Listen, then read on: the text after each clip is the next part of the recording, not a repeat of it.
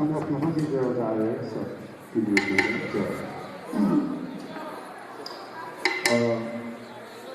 We started Hokule'a 20 years ago, and his two sisters started it.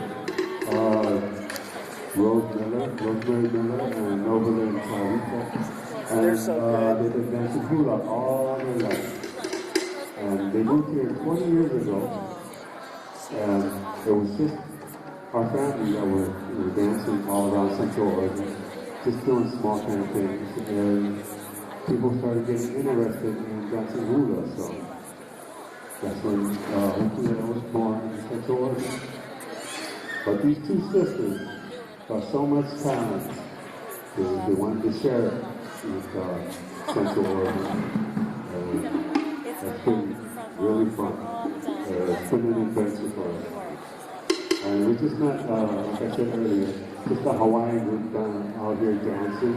It's about bringing families together, and the whole family, the kids, mom and dad, and come out and do hula together. And do a lot of shows all over, like the fair. And we used to do bill pianos throughout. And it's all over Oregon. And mostly in Central Oregon. Because we don't want to travel, and we've got so many kids, so we don't want the kids to go too far away from home. So that's why we mainly stay here in Central Oregon. So let's go to the island of Otea.